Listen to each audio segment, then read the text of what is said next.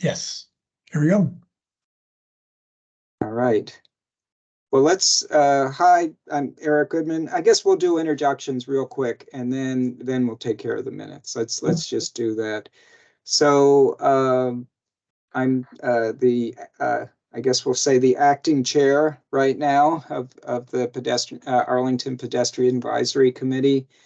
And so I've kind of put out similar to like the, I think we're getting some feedback, similar to the Bicycle Advisory Committee. They've sort of started with introductory questions. So I'm going to do that as people introduce themselves, if they can talk a little bit about their thoughts, experiences with safety and crosswalks. And the reason why I chose that, because we're going to be talking about the new stop for pedestrians as opposed to yield that we had in the past. So I guess I'll just generally say every time I enter an intersection, I'm always looking over my shoulder because of right turning cars that are often, sneak up behind me. So I think certainly having something where drivers have to stop instead of yield for pedestrians, I think that's going to make a big difference. With that, I'll just call people as I see them here. So I'm going to start with actually Jim Feaster. Yes, Jim Feaster, a member of the Pedestrian Advisory Committee. And I'm also a member of the Transportation Committee of the Commission on Aging. You do not have to be a member of the Commission on Aging to be a member of one of their committees. So when I was chair of the Commission on Aging, I was also working on the Transportation Committee. I just stayed there when my time on the commission expired. Anyway, and Andrea is on that as well. And Jim Richardson, who's the chair, we are asked us to look into and look for those intersections that would benefit from a voice recording crossing when the crossing is available to someone for a blind person, so that it announces the specific crossing, that you are crossing a specific street at a specific place instead of just a beep. I realize that's not a cheap thing to do, but it would be helpful. Thanks. I guess I'll go on to Andrea Walker next. Sorry that I didn't have time to type in my name. I live, Andrea Walker, Commission on Aging. I live on Arlington Ridge Road, and that's the reason that you hear the traffic. And I will mute myself, momentarily, but I will say that we have a marvelous pedestrian refuge at Lang and Ridge Road with a street light, so that I do in fact feel comfortable crossing the street. Thank you. Thank you. John Armstrong. Hi, John Armstrong. Oh, John, your sound's very poor. Is this better? Yeah. Much better, yes. Okay. John Armstrong, member of the committee. Live in Lime Village. I guess my comment on crosswalks, I don't just blindly cross at any crosswalk. I try to find those that are where they've shortened the distance to cross with bulb outs, or if it's not protected with a light, realizing that it's in our urban areas where we've done that, I feel very, very safe crossing the street with proper distance from the vehicle. But there are other places where 35-mile-an-hour roads with no protection, I would keep walking until I found a safer corner or protected. So I guess I'd like to see more protected crosswalks and more bump outs to reduce the crossing distance and things like that, just to make it safer for all of us. Thank you. Thank you.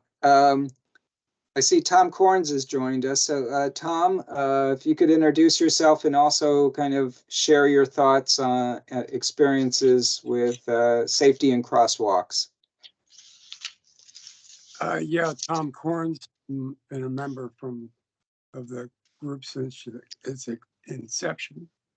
I was a founder. And anyway, I found my favorite crosswalks are in New York City, and they share the attribute of being having raised medians with benches on them, but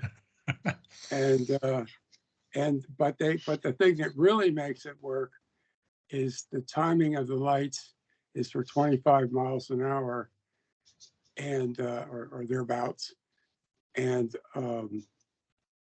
nobody speeds. It's miraculous. There's no advantage in speeding. You can't make any. You're going to stop, and it's amazing how things have calmed down by that. I would think I have an example of that alone. But what's really great about these raised crosswalks is that they make it possible to have face of building to face of building green canopy over a long several blocks actually. It's easier starting fresh than it is with 20-story buildings or something joining it. But the point is that when it works well, a 20-story building is no more imposing than a 4-story building or a 3-story. What you see and what you get is a green canopy, and that really is a very calming, wonderful environment combined with the speed limitations. Everybody enjoys. That's been my experience. Thank you. Thank you. I want to do that here. Patrick. Let's see. Good evening, Patrick Kenny. I live in Ballston. I'm a member of the PAC, and in terms of crosswalks and safety, I find basically that ones that have lights or some mechanism for lights and timing, so that there's not a coinciding with other things like cars and I guess and bikes and cycle and then I guess cycling infrastructure as well. So I guess I try to find areas which is kind of hard in an urban setting, where there's are at least lights or with the countdown of like 25 seconds to cross the street or something, as opposed to ones where there's not really a demarcation point or in terms of lights. And so that's what I look for in terms of safety and crosswalks. Thank you. Thank you. And next, Pam Van Hine. Hi, I got knocked off briefly there. I think when Tom signed on, that happened last month too. So I missed our starting time. I'm Pam Van Hine. I live in Aurora Highlands, and I'm the PAC recording secretary and involved with a whole bunch of other organizations. Crosswalk safety. I feel very unsafe with a lot of the ones in my own neighborhood, which is why I'm excited about the new Arlington enforcing the law. My favorite one in my neighborhood is 26th Road in Eads. I find it's the only safe place to cross Eads. I like it because it has a tree-lined, fairly wide median on both sides, and it's crosswalk. The only problem with it, and it also just has technically one lane of traffic going each way. But what happens sometimes for the southbound traffic is a car will stop for me, and somebody else will pull around on the right. and I've almost been hit several times by people. I have to jump back. But I have a whole bunch of places where drivers turn right and left into me. They won't stop for me when I'm just trying to cross the street. Crossing Fern at 19th or anywhere in that area is dangerous. And one of the worst ones in our neighborhood is 15th and Joyce, where vehicles do not stop, and you don't know what some of the drivers are going to do. They can turn left, they can right, they can go make U-turns, they can go straight into you. But I've been almost hit there several times. We've been hit driving almost several times, so that's probably one of my least ones. But hopefully things will get better. And thank you. I'm glad we're all here.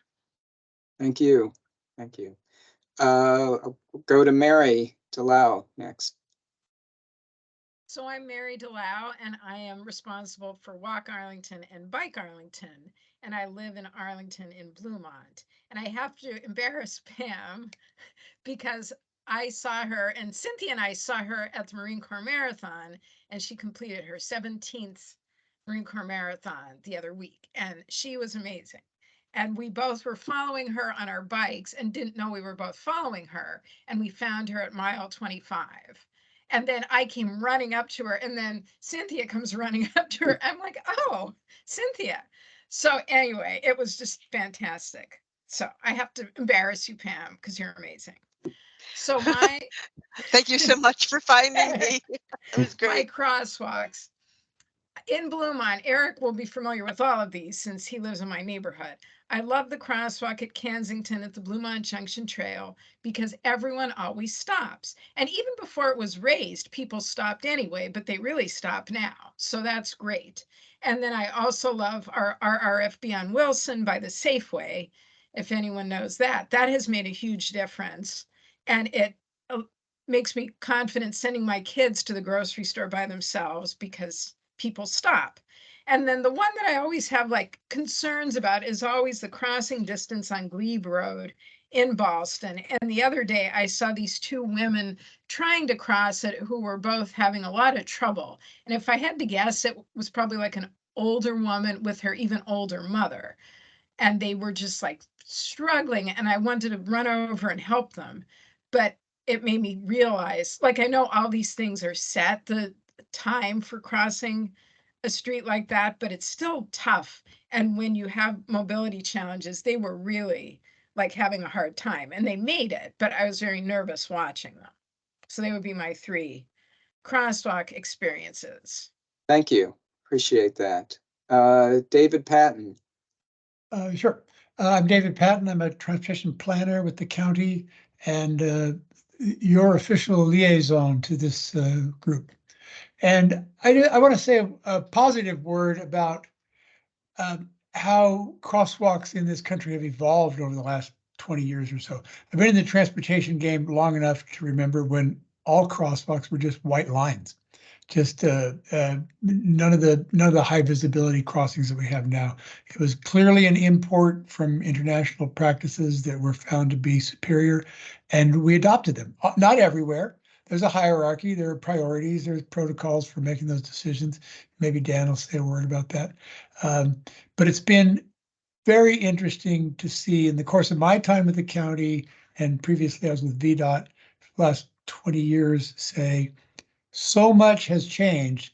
And when we're caught in the day-to-day tussle about this crosswalk or that stripe or this bollard, we kind of lose track of really some remarkable change that's happened. And there's a downside to it also, is that we get all these new things added to the street environment and people don't understand them. The average run-of-the-mill driver never takes a driving test after they're 16 years old or 18 years old.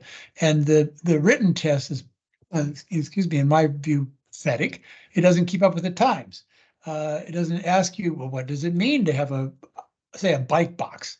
You know, I think there's a lot of scope for a public information effort to get the word out about what all this new stuff in the street means. But just like I'm trying to look on the bright side right now, there's a lot of positive things that have happened in the last couple of decades. Great. Thank you. Thank you. We'll go to Brian Shelton. Hey, good evening, everybody. I guess I'll start with the introduction. As David alluded to at the start, I'm the county's newest addition. I'm the active transportation planner, filling in for Leah. I started, I want to say late August, already starting to forget that date. And then when it comes to crosswalks, I think one of the biggest safety concerns I have are right turn lanes. But then also cars respecting the stop bar. I don't live in Arlington, and a lot of the crosswalks in Arlington sound nice from your descriptions. But here in Alexandria, there's many intersections that I have to walk through where I'm walking around the car and oftentimes in front of the car, just as a way to say, no, it's my turn. But I am walking partially into traffic, and it doesn't feel safe. I don't enjoy that very much. Thank you. Thank you. Michelle Stafford. Hi, everybody. I'm Michelle Stafford, the program coordinator for Neighborhood Complete Streets, and friend to many in this group. Many of you may remember me. My experiences with crosswalks as an able-bodied person I grew up in a city and were generally felt gutsy or safe alternatingly until I had children and was pushing a stroller. I feel like everybody should, whether they have children or not, should have to traverse their neighborhood with a stroller at some point because you grow incredible empathy to those with mobility challenges. And then more recently, my daughter had a major significant surgery on her foot and was traveling around on a knee scooter thing and had all kinds of things to say to me about the way we design our curb ramps that challenged my notions yet again. So at this point, I think I have given up the notion that I know everything, and I think that's okay. We fix one thing, sometimes we have unintended consequences, and I think the body of knowledge is evolving. Thank you. And I see we have another person who joined us, Matthew Jones. Evening, everyone. It's Matt Jones from the National Landing Business Improvement District, Planning and Transportation Project Manager. Great to see everyone. So many familiar faces. Was there a question prompt? There is a question, yes. So what if you could tell us a little bit about your thoughts and experience about safety in crosswalks? Because we're going to be talking about some of the changes that have happened from going to yielding for pedestrians to stopping for pedestrians. This is a great question. I was just out with some of the county staff doing a Vision Zero walk along South Hayes this afternoon. I think crosswalks important. I think one of the things is make sure that they're I'm a transportation planner, so big stickler for zebra crossings, zebra painting. I feel like we were doing an inventory on South Hayes, and last week we were also doing an audit of South Fern, and some of the crosswalks didn't have the zebra stripes, and so I think that's something that's been important, so drivers can know that it's a crosswalk and that they can expect pedestrians to come through along the crosswalk. I think also just our national landing area. I think just educating drivers, or just so they know that they're no longer on 395, or as they get off the highway, that they need to slow down for our crosswalks and for pedestrians, which is the big issue. So I think that's super important as well. And we're talking with Christina and others from the county about how to go about doing that to make our community safer. Thank you. Thank you. I'm going to go to Dan Neighbors, but before I do that, I just wanted to say, I think we now have a quorum of folks, so we'll let our guests speak, and then we'll do the minutes right after we have our guests do their presentations. So I think we're good. So with that, I'm going to go to Dan Neighbors. He can introduce himself, and then he can roll right into his discussion.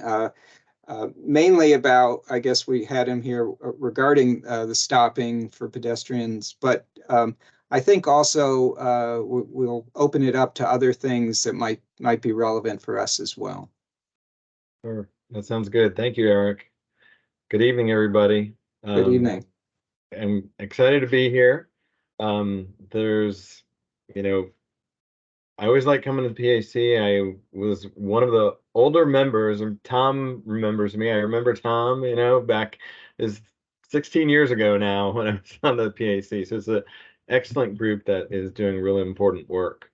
I am a resident of Arlington for 25 years now. So I hear everything you're saying, and we're look forward to discussing some things that we can do to help improve pedestrian safety, because that's something that is always on the forefront for us. But tonight I'm going to talk mainly about, like Eric had mentioned, is this the new state law. And what we did in the county is we changed the county vehicle code to conform to state law. So I'm going to bring up a presentation here. It's very, very short. I think this is more discussion, but just to show you some things, a little bit of be illustrative, if you will. All right. Can you see the presentation? Yes. Okay, great. I can't Yes, see we you do. now because I'm on my laptop. But anyway, basically what we're talking about is that change in the state code, which precipitated a change from us. In short, we were a yield state, and we became a stop state. You can see in the text here, the actual language that was in the Virginia State Code was, and I'll read it since it's a quote: "The driver of any vehicle on a highway shall yield the right of way by stopping until such a pedestrian has passed the lane in which the vehicle is stopped." The change now, as the law reads, is the driver of any vehicle on a highway shall stop when any pedestrian crossing such a highway is within the driver's lane or within an adjacent lane and approaching the driver's lane, until such a pedestrian has passed the lane in which the vehicle is stopped. That new law was effective July 1st, 2023. And then at the September county board meeting, the county board adopted changes to the vehicle code, which allowed us, transportation engineering and operations, to replace the yield to pedestrians signs you see out in the street to stop for pedestrians. So that's the change in a nutshell, right? The change, what you will see on the streets is on the left, you see a sign that says yield here to pedestrians. Those signs will be changed out to stop here for pedestrians. You probably noticed that we have these in-street signs that say stop for pedestrians as well. But those we did a few years ago because the way that the law was written, it enabled us to put those in the streets prior to making this change. So I know it's a little bit nuanced, but that's basically how the rollout occurred. So we started to make some of these changes, I will say, and we started the first week in November. We're still working with VDOT to determine what changes specifically VDOT will accept. Obviously, the signs will be switched out, obviously, but we're still discussing some more of the details. But on Arlington streets, that is streets owned by us, you'll see that the signs will be replaced. The yield lines will be eradicated, and those are those lines that go across the street that are basically white triangles. And I'll show you that in a minute. And then we will replace those yield lines with stop lines. The stop line will show the location where vehicles are required to stop for pedestrians. Okay, and I know a few who mentioned that was a concern. That is really what the new requirement is. Signs and markings shall be installed that conform with our manual on uniform traffic control devices, the MUTCD, that's what we call it. This is our federal standard in terms of what signs and markings need to look like, so that when you go from state to state, from city to state, different jurisdictions, everything looks the same, right? So we are required to conform to that. But I will show you that in a little bit more detail, but that's a rundown of what we'll do. So the benefit of stop lines and particularly uncontrolled locations, I think we're all familiar with locations where there's a four-way stop or a two-way stop. It's pretty easy. You go up to the stop line, stop, let pedestrians cross. In a signalized intersection, obviously control is dictated by the signal heads. But at these multi-lane locations, the benefit of using stop lines I'm about to describe to you. The issue is when you have like a multi-lane road, like this 4-lane road you see here, is a car can stop really close to the crosswalk to allow a pedestrian to cross, but an approaching car can't see the pedestrian and the pedestrian can't see a car. Eric, I think one of the questions that you asked, like, as a pedestrian, what are your experiences? Well, what's really important, I say personally, teach my kids the same thing, is always establish eye contact, right, with approaching vehicles. Make sure the vehicle can see you and you see them, right? So in this scenario, you can't do that because this car has stopped so close to the crosswalk, there's not that visual sight distance. So what we are doing is we are putting in these advanced stop lines that require the cars to stop further back so that the pedestrian that's crossing and approaching vehicles can establish eye contact and see each other and hopefully, cross safely.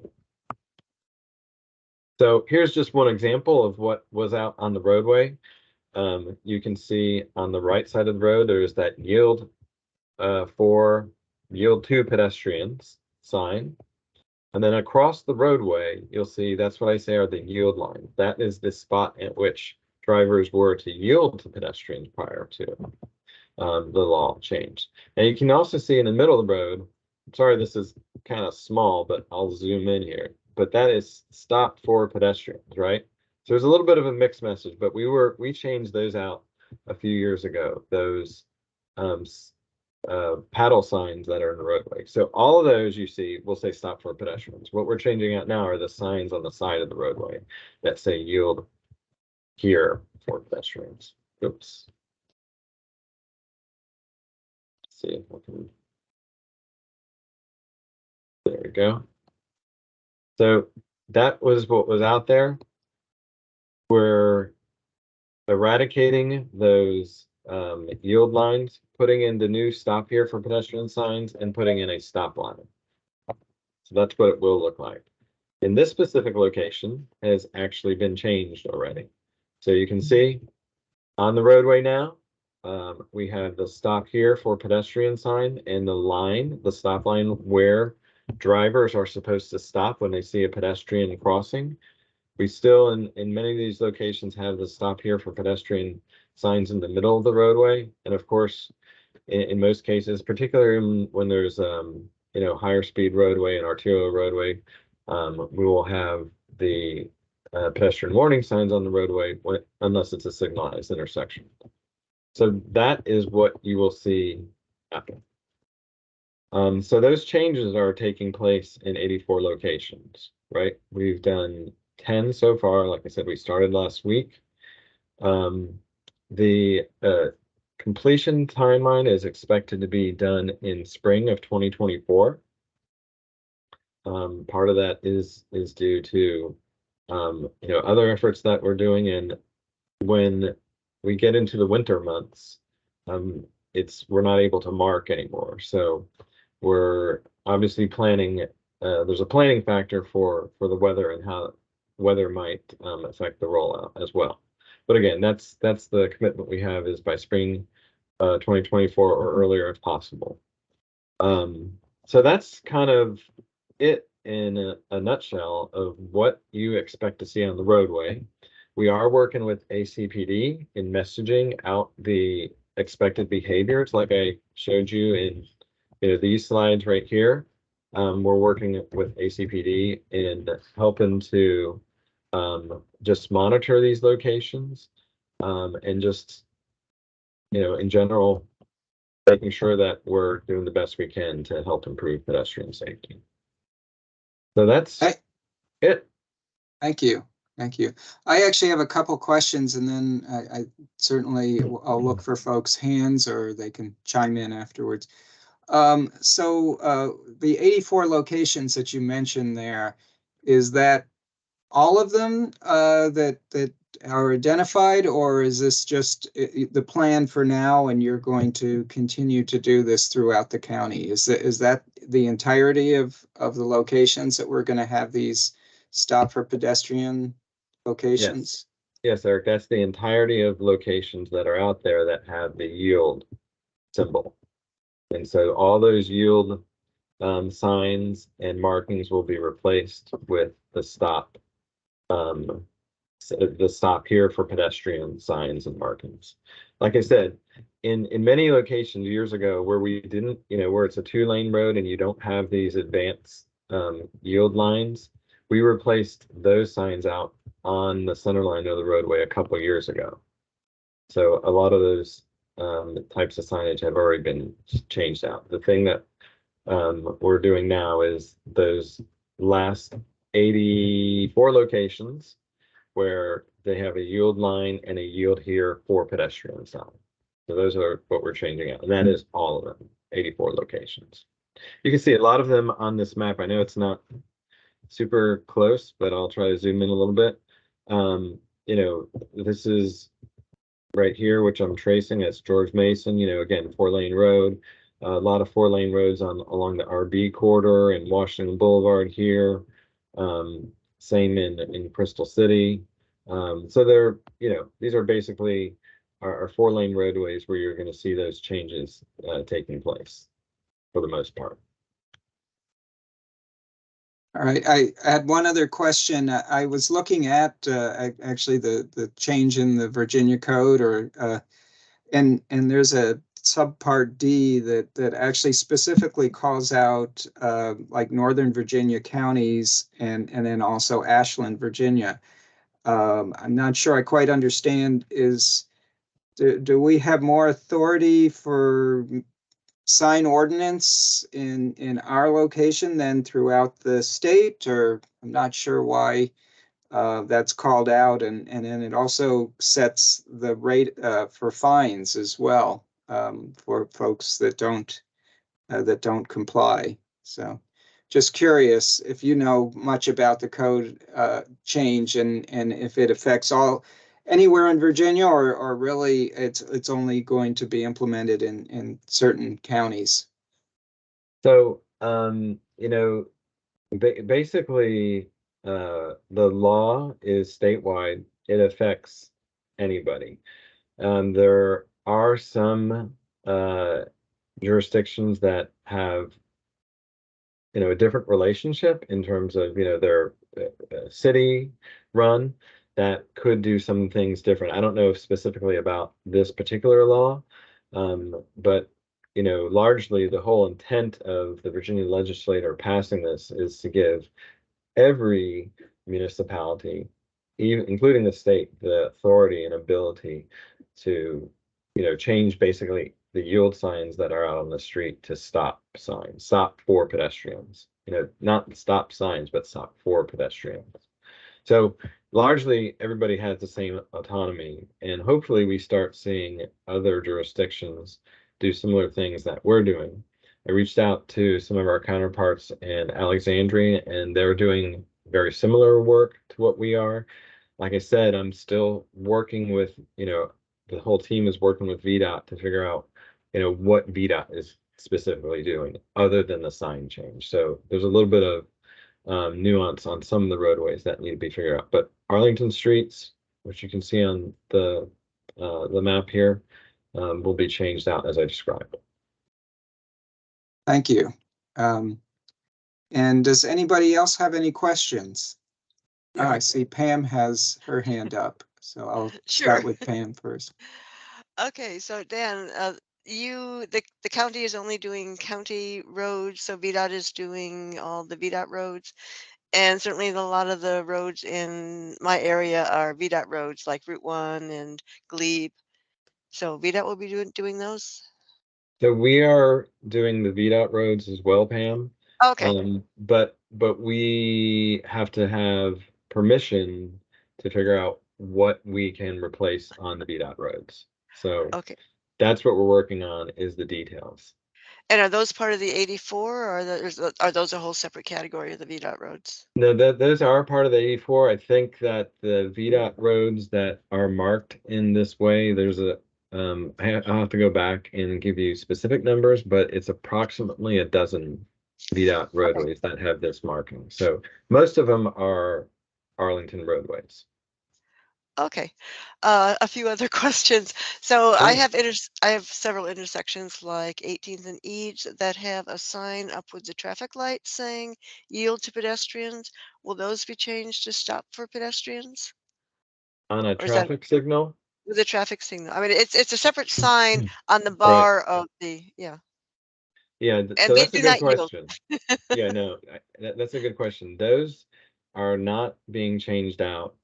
Okay, Because really there's the things that are governing the signal are, the signal heads and the walk signals for the pedestrians. So you know from the state, the way that the state law is written and the way that VDOT, Virginia Department of Transportation, is applying it, is they're not changing those out because to have stop would almost be a conflict in some cases if you have a green signal and you're saying stop, because it's not clear which direction perhaps the vehicle is required to stop.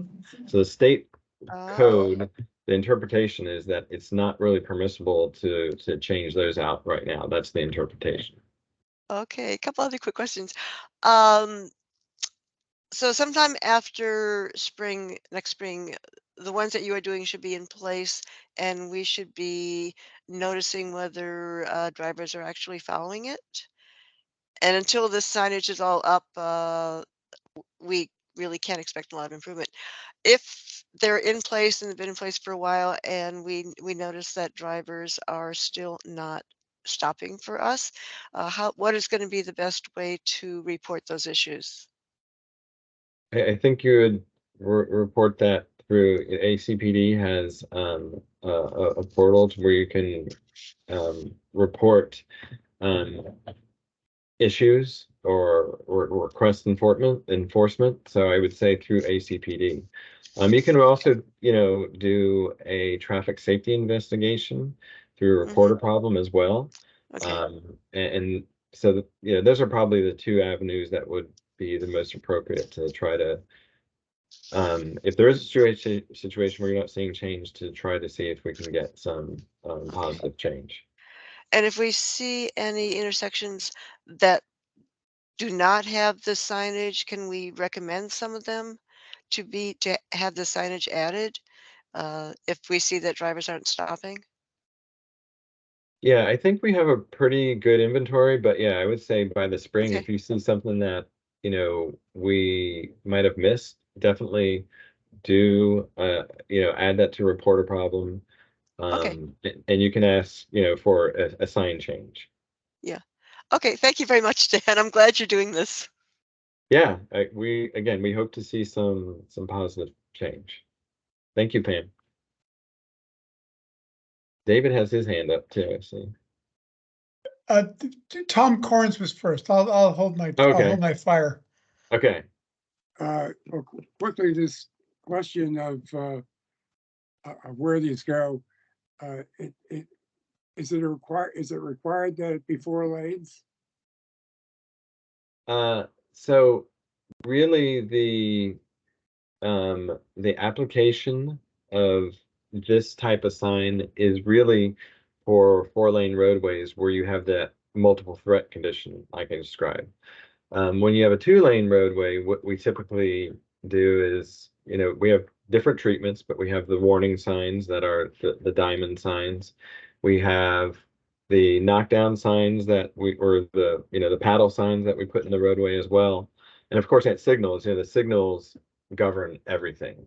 That's why I was, when Pam asked her question, it was like, really the signal should be governing all behaviors from the pedestrians to everybody that's going through the signal. So yes, this is a treatment that's used, I wouldn't say exclusively, but nearly exclusively to locations where you have the multi-lane roadways and you're trying to get vehicles to stop farther back from the intersection, right? Like in an always stop, you're not going to have vehicles stop further back from the intersection because they won't be able to see when they can go, right? This is these locations where you have those multiple lanes and you want to create that improved sight distance between pedestrians crossing and vehicles approaching the crosswalk. Excellent, thanks. One other question. When I started being involved in pedestrian questions for a long time after, the greatest concern from staff was the cost of removing a painted line on the street. It seemed to, it took a long time to overcome that. Tell me, is it still just as expensive to move a painted line now as it was 25 years ago? It's probably more expensive. It's probably more expensive. Yeah, because it's the process of removing markings is you actually have to grind it out. Because those markings, they're not paint. We don't use paint. The reason we don't use paint is because it wears very quickly and it doesn't have that reflectivity, right? So we use thermoplastic. Thermoplastic is thicker, and it lasts much longer, right? And it's heat applied, so it actually melts into the pavement. So to remove it, you got to grind it off, and it's this long process. The picture that I showed, you could see, where we've done that. Let me see if I can flip over there. All those arrows. Yeah, it's those markings are this, you can see right here. That's all those yield markings were grinded out. So it doesn't look pretty, it still functions. But that's why it takes a while. It takes maybe 4 hours to grind out one of those older yield lines. Okay. They weren't kidding then, huh? No, I wish. I wish it right. were easier, but Yeah. it's just not. Well, I appreciate that. Thanks a lot. Thanks for your Sure, work. Tom. Yep. Thank you, Tom. I see there are a few others with hands up. I think, David and then Andrea and then Pam, so. Yeah, I got bumped. Somebody jumped the queue. This is not exactly a stop pedestrian sign question, Dan, but I'm curious about right turn on red. Is that in flux in Virginia or is it in flux in Arlington? What's up with right turn on red for vehicles at intersections? We do have quite a few no right turn on red, right? Is that what you mean? Yes. Yes, so, sorry. Duh. Yeah, so we have no opposite right world. turn on red signs up in specific corridors where there's a lot of pedestrian traffic. Last year we did Columbia Pike and a lot of the RB corridors with the no right on red and accompanying lead pedestrian interval. Right. So that is a tool we see when we feel that it's going to benefit people the most. But the default condition is right turn on red is permitted unless Yes, prohibited. that is, yes. Because that's one of the things that's not the same from state to state. Correct. And I have just, without studying it, I just picked up that it's changing. Maybe it's changing here in I live in DC, so I think it might have changed in DC. And I don't get an email from DMV or anybody. So I just thought I'd run that by you. Thank you. Yep. Sure. Thanks. Looks like Andrea still has her hand up. Oh, just a small thing. I really can't see the slides at all. And so, Dan, if you don't mind giving Pam the slides so that it can be sent out, that would be wonderful. Certainly. Be glad Or to do you that. can send her to me, Dan. I'll distribute. Okay. Yep. Be happy to do that. Thanks. And is there anybody, it looks like hands are down here. Anybody else who has any questions? Dan, do you want to talk at all about other Vision Zero related things or anything else that you'd like to bring to us while we got you here? Oh, well, do you have any questions, I should say? We do have some efforts that, are, ongoing. One of the big things is the slow school zones. We should be able to wrap those up by next spring. So we've done about 2/3 of the schools now. And that last third we'll do by spring 2024. We're also looking at, you might have heard some publicity on installing pilot speed humps on the roadway. These will look very similar to the speed humps that you encounter on the roadway, but they will be tactical, meaning that they're made out of these rubber materials that we can just bolt down, leave it in place, see if it works out, and if it does, kind of figure out some next steps. So we're doing that as a pilot in 3 slow school zones. And like I said, those will be deployed over the winter, and we'll be collecting after data to make sure that, they're performing as we want, from a standpoint of course, slowing speeds down. That's their main purpose, but not causing other unexpected issues that, you could with these temporary devices, like, causing vehicles to, that they're holding up and vehicles aren't, finding issues with going over them. Another thing that we're looking at, we did these equity emphasis areas, and this equity analysis report that came out this calendar year. We're doing a very detailed inventory of intersections in the equity emphasis areas, to look at, what are some of the what's the low-hanging fruit? What are some of the signs and markings that might be missing to help enhance safety or even sight distance? So those are things that we're, again, doing that inventory now and probably rolling out improvements in the spring.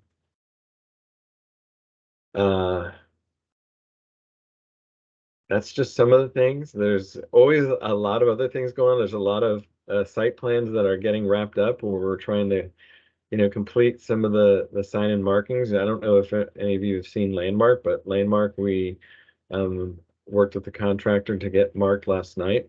So that is a good interim project that you'll see that has enhanced crossings, shorter crossings like you had discussed. You'll see some enhanced bicycle lanes there too. There's more protected bike lanes around that courthouse area that weren't there before. And again, those help pedestrians too, because we're separating the bicycle, pedestrian, and vehicular traffic at those locations. So those are just a few things that are going on. I could go on, but I know we got other people. But if you have questions, I'd be happy to answer. One thing that I might do, I had put on the agenda because I was in the external stakeholders meeting for Vision Zero. There's like 3 slides out of that I might bring up that really talk about your progress to date. If I bring up those slides, maybe you can just highlight 1 or 2 things on them. Does that sound good? Sounds great. All right, so I'm going to see if you could stop sharing here. I'm going to see if I can share my window here. I stopped sharing. And let's see if I can do this. So, all right, let me know, folks, if you can see what I have up here. Yes. Okay, so this is, I guess there were 3 different areas. One was data and evaluation, and it talks about some of these things like hotspots and high injury networks. And also, I think what you just mentioned, the transportation safety equity analysis. That is what I mentioned, yep. Okay, is there anything else you might want to highlight from this slide?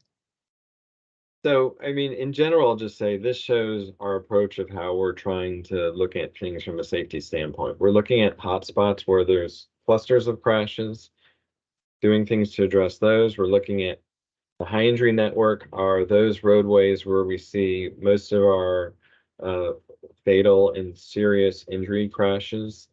So those high injury network audits, I think a few of you have participated in some. You mentioned we'll go out in the field and do these safety audits that look at what are the things we can do to help enhance safety, and sometimes other longer term projects comes out of those. And then that third thing that I mentioned, that is another way to look at things, is this systemic safety, where we're looking at types of crashes we see and then doing a comprehensive look at locations that may be similar, and then looking at addressing those locations holistically, regardless if there's been a crash or not. So that first look is in these equity emphasis areas, looking at improving sight distance and intersections and pedestrian crossing safety specifically. So those are just a few things. And then let me go to the next one, the kind of the next emphasis area. This is like your process and organization. I don't know if there's anything specific you might want to say about this. This talks about some of the projects, quick build projects and safety driven projects, and I guess the school zone ones you were just mentioning there as well. Yeah, and I mentioned the speed humps too, but I will say, one of the things that we see as important, and this is again based off of a lot of the feedback from the community and particular PAC, is doing these quick build projects, which are typically constructed projects that are around a year time frame, but doing things that we know work to help improve safety. So that's something that we see as another tool that is not as long in terms of to get completed as a capital project, but helps provide some substantial change to the roadway that we see as a necessary step, or a necessary piece of the pie of all these different things that we do to improve safety. We'd like to do more. So, I think it's under process and organization, because we're getting other teams involved to help support those so that we can get more of those quick build projects out and built in the roadway. But again, those are things that, sometimes they come through these investigations. We mentioned, like, how do you report things, right? Go to report a problem, you get a traffic safety investigation. It could result in a quick build project if the investigation shows that there's an issue out there that needs to be addressed. So, can I ask you, you used to have something, and I can't remember what it was called, like 3C or something like that. Has that been, what's that? C3, yes. C3. Customer care communication, something. Is that still, does that still exist, or is everything now through the request report a problem through the county? So that is the mechanism that it gets to staff and recorded through that report a problem threshold. But there is a TSI, a traffic safety investigation, that sometimes, if it requires, if it's not something simple that can be done in a short amount of time, that does same thing that you remember through C3, where you go into an investigation, data would be collected, and then excuse me, the appropriate measure would be determined through that analysis. So it's the same thing, but it's a different intake for that. All right, thanks. And then there was another slide that talks about engagement. I don't know how much you've been involved with engagement, or if that's mainly through other folks who are part of the Vision Zero process. Yeah, that's really everybody. So the Vision Zero team is in TNO, right? So basically, we bring a lot of our resources within TNO to support our Vision Zero efforts, right? From signs to markings to signals. These are all things that we collaborate on to, again, assess what those conditions are that need to be enhanced or fixed.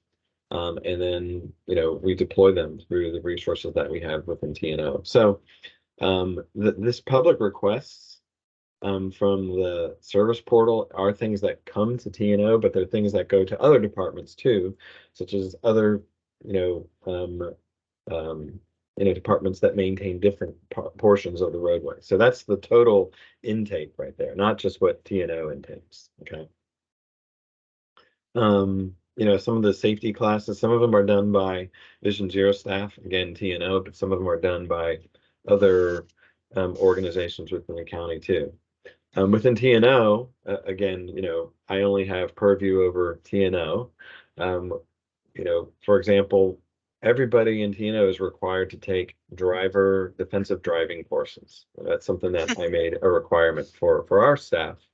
And it's a bi-monthly update through defensive driving courses. So again, we're just being the best stewards of the roadway that we can. So some of those things are incorporated into there. And you can see there's things from ACPD and other entities too. So engagement is something that really everybody within the county participates in from different levels and different standpoints.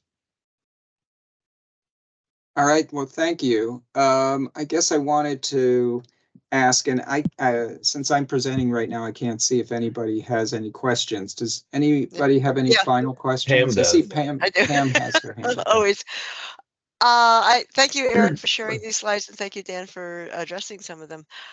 I noticed one of the slides mentioned the automated enforcement and that you selected a vendor. Can you talk a minute about what the plans are for automated enforcement, Dan? Because that is really a high priority for both the back and the pack.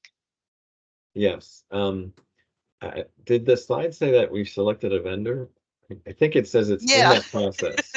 In process, okay. Yeah, I think it's in Sorry. that process. So the vendor for the speed cameras is that's being managed by ACPD, because the process, the way it works is that the speed cameras aren't issuing the ticket, but the speed camera will record somebody that is violating the speed, and then it'll be reviewed by an officer specifically assigned to reviewing those what the speed camera is recording, and then it's issued by a ticket would be issued by an officer. So they're managing that process. From what I hear is that they're close to completing that. When that is complete, we will work with the vendor in establishing criteria that dictates where the speed cameras go. So at first, what we're looking at doing for deploying speed cameras, we have two places that they can go by law in Virginia: work zones and school zones. So what we're going to start is deploying them in school zones. So again, the hope is that vendor selection is done soon. Again, I'm not part of the panel, so I can't really comment on that. But as soon as it is done, we will talk with the vendor and establish criteria that kind of will, dictate where we will place these speed cameras. So yeah, that's where we're at. Again, hopefully this is something that we can work with the pilot speed humps too, so that, some locations might be better for piloting speed humps. Some locations might be better for speed cameras. Thank you. And the red light enforcement? Those are in place right now. The purpose of the solicitation that went out through ACPD was to get a vendor that can do both the speed cameras and the red light running cameras. But we do have red light running cameras out that are operating right now. I think it's about 12 cameras are in operation.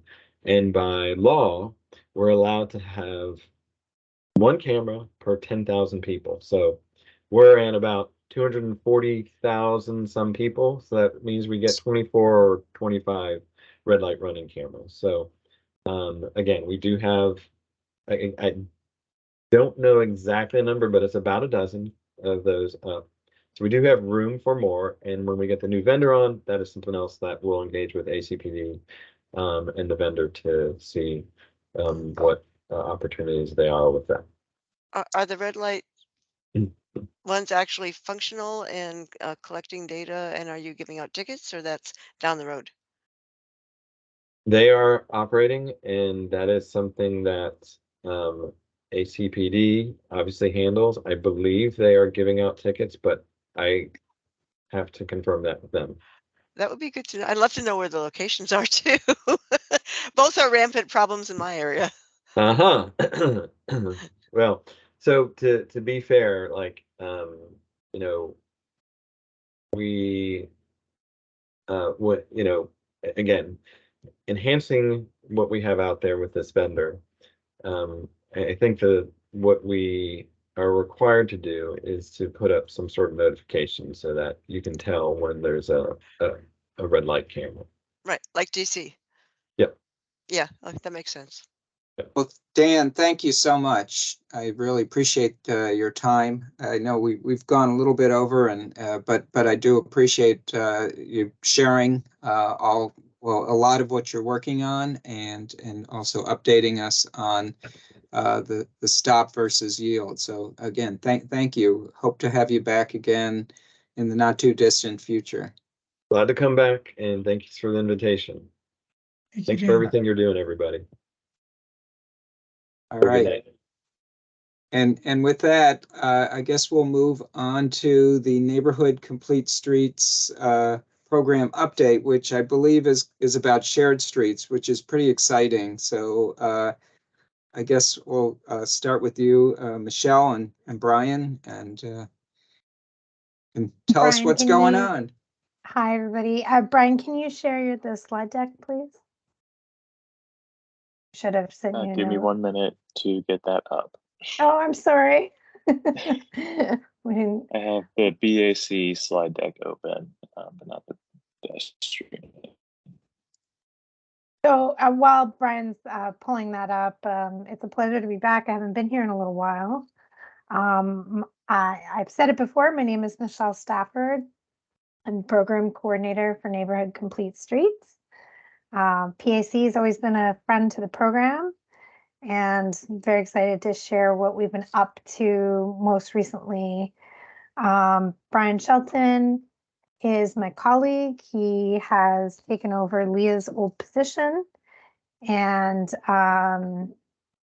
is project managing on 3 pilot projects that we are working on to try a shared street model on neighborhood streets that are high ranking on our project list, where we know we will not be able to provide sidewalk and sidewalk is lacking. Shows that where there is no sidewalk presently, and we know that given the constraints, we are unable to provide sidewalk. So can walk you through our process. How's it going there, Brian? It just loaded, and I Thank you. think. Can everyone see the screen? I can see it. Thank you. So again, thank you very much for having us so that we can share our presentation, which will provide you a quick background on the program. Although I think this group, I'll try and do it as efficiently as possible because I feel like this group probably knows about the program more than most. We will discuss the shared street pilot projects. And after the presentation, you're all welcome to visit the project pages where we have a feedback tool. But let's get into it.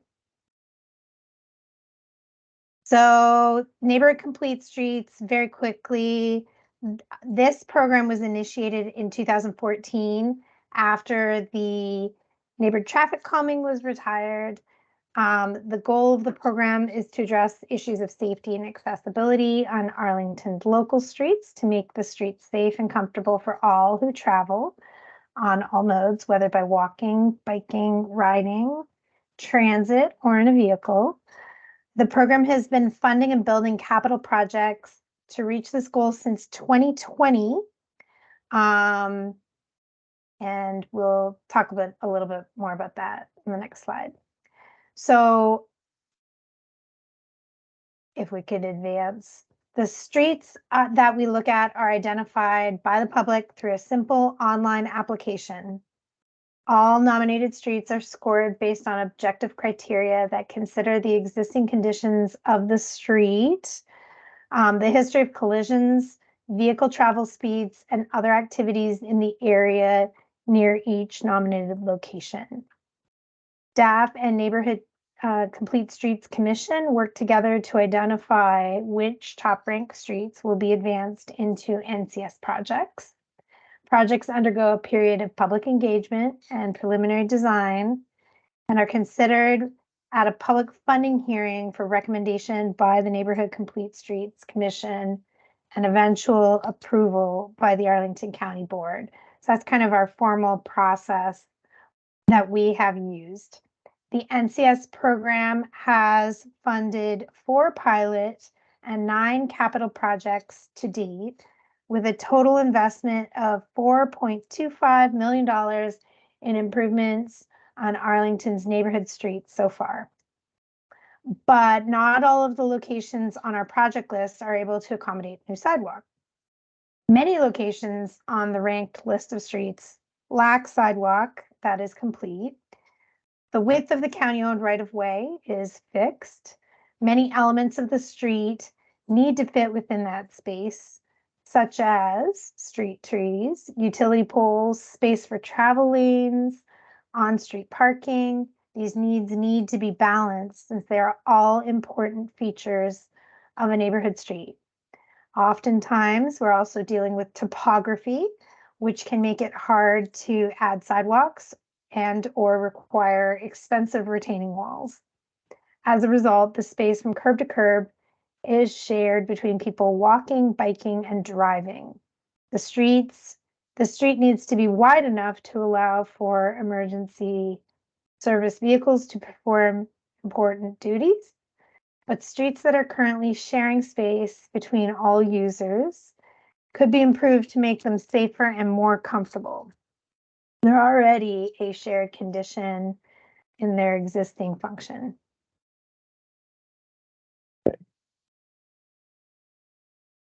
So the streets element of the Arlington County Master Transportation Plan does offer us a solution. These are shared streets. Shared streets are defined as a local street where the needs of motor vehicles are generally secondary to the needs of pedestrians, bicyclists, and other roadway users. Additional guidance from the National Association of City Transportation Officials will define neighborhood shared streets as places where there is insufficient sidewalk in which children play and people walk, sharing the roadway with drivers. Shared streets can meet the desires of adjacent residents and function foremost as a public space for recreation, for socializing, for leisure, and for getting to places on foot. There are many streets in Arlington County which already function as a shared street, for example, yield streets, where there is no sidewalk. However, we are missing some of the treatments which would enhance pedestrian comfort on these roadways. And here we have guidance from NACTO, the National Association of City Transportation Officials. This is guidance for the design of shared streets. Some of the recommendations that you see here in the diagram, I want to point out. For example, the elimination of curbs and reducing the setback from the street to the house are not suitable for Arlington County. However, what we should note are the mid-block and street entrance treatment options, which are used to slow down traffic. The county has used many of these design features, for example, chicanes and curb extensions to slow down automobile traffic, and with success. Shared street entrance treatments, such as advisory signs and pavement markings, will be evaluated for potential inclusion in the county's multimodal safety engineering toolbox. And these treatments are designed to eliminate the confusion of how the street is intended to be used. On this slide, I just want to share some precedent images that we looked at from other cities that we used as inspiration for the design of our own Arlington-specific treatments. They often include pavement markings and signage. The large image of the bicycle, did I lose that? Nope. The large image of the bicycle street stamp on the left-hand side is installed on streets where bicycle traffic is intended to take precedence over motorized vehicle traffic. The image of the sign assembly on the right is a vertical reminder to drivers to expect pedestrians and cyclists on the roadway and to drive with caution. As you will see on the next slide, these images helped inform a series of shared street entrance treatments as options to consider for Arlington County streets. And here we are. Engineering, Vision Zero, and transportation planning staff design the shared street stamp on the left and the shared street sign assembly on the right. To begin with, the stamp and sign are designed to meet national and county specifications for pavement markings and sign design. The stamp is intended to be painted on the entire travel lane width of the street.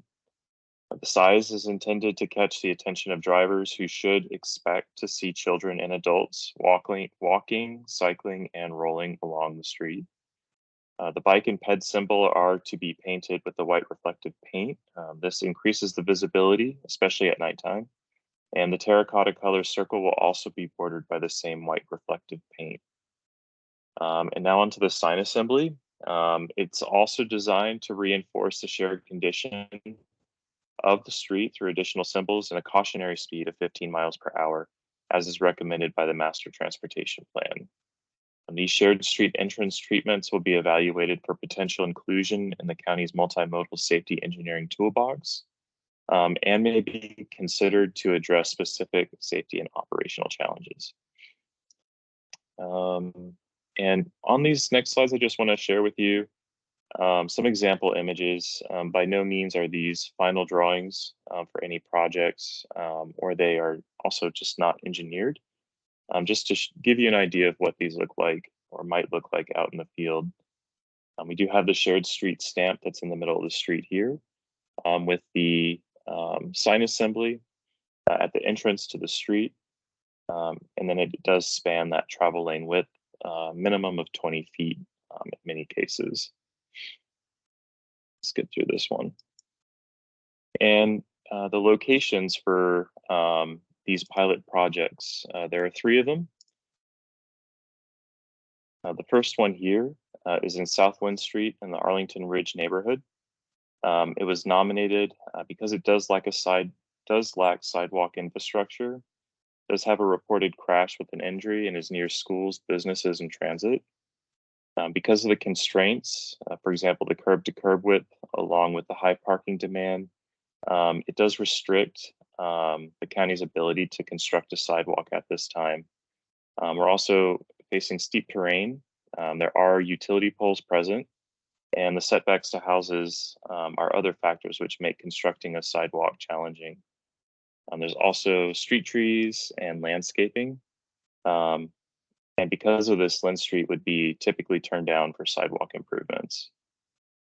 We also look at the ADT. This is the average daily traffic. It is quite low. It's at 126, and it falls within the recommended maximum ADT of 1,500 for shared streets. And we pull this from the Master Transportation Plan. The second street is North Wakefield Street. This is in the Bluemont neighborhood. The segment is between Carlin Springs and Wilson Boulevard. Change my screen there for y'all. It's nominated for many of the same reasons that South Lynn Street is. It lacks a complete sidewalk infrastructure. It's near many businesses, schools, and public transportation. And it is also the curb to curb width, along with high parking demand, restricts the construction of sidewalk.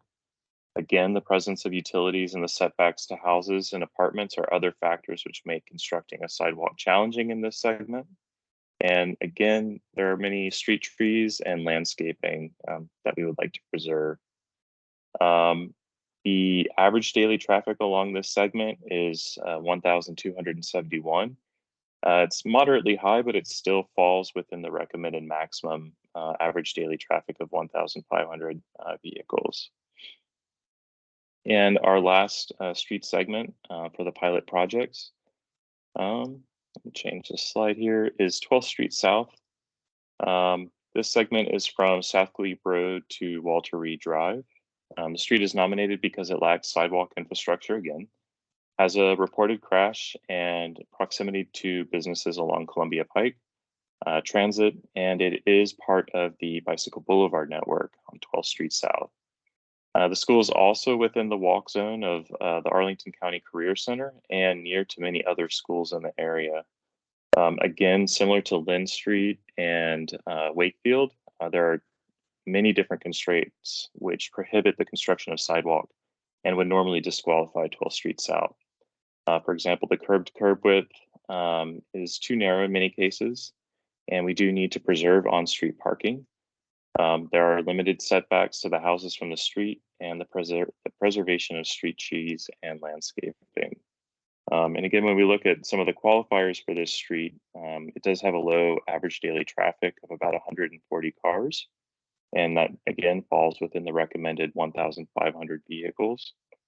In addition, the presence of pedestrian traffic and the wide range of vehicle speeds from 11 to 36 miles per hour, and the need to reduce those speeds make 12th Street South a good fit for our pilot projects. And with that, that concludes our presentation. I've included a link to the project landing page for if you follow the link in the chat, which will land you on a landing page where all 3 pilot projects are linked. And there are feedback tools that are or will be posted to the project pages. So we will encourage folks to visit that. Thank you. Thank you.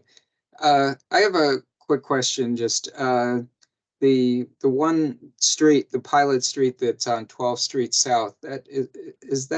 Was that one of the earlier pilot projects, or very close to one that was? I guess when I was on your commission for a while, I think we were looking at one. Maybe it was either 11th or 13th Street, but somewhere right in that area. I thought that there was it was really tight, and there were a lot of issues because of that. Is that the same segment, or is that different? So very good memory. The first capital project in which we built a block of sidewalk was 13th Street between Walter Reed and Highland. Am I getting that right? Yes. So this is close to there on a parallel route, but not the same exact street. But it would be our second project in Douglas Park. All right, thanks. Eventually there'll be a network. But there is a complete sidewalk route on 13th now that we have completed that missing block of sidewalk. You can get from Glebe to Walter Reed on a contiguous sidewalk route. 12th Street, it being the part of the bike boulevard there, is also crucial for us, or very high ranking. However, the constraints are greater to complete any kind of sidewalk network there, especially in light of the need to provide clear width.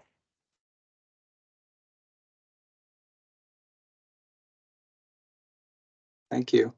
Any questions from our members here? Pam, I see your hand is up. Hi, these are very exciting. Thank you very much for your presentation. I haven't been to your website yet. You are requesting comments on these, and is there a deadline for them? So because this is a pilot project and we're trying something unique that we haven't tried before on neighborhood streets, certainly, where our engagement is going to be kind of a 2-step. Maybe Brian, I don't know if you wanted to talk about that, how we Yeah, okay, go for it. So as Michelle said, these are pilots. They're relatively new to the county. And we do have a two-step process for this first round of public engagement.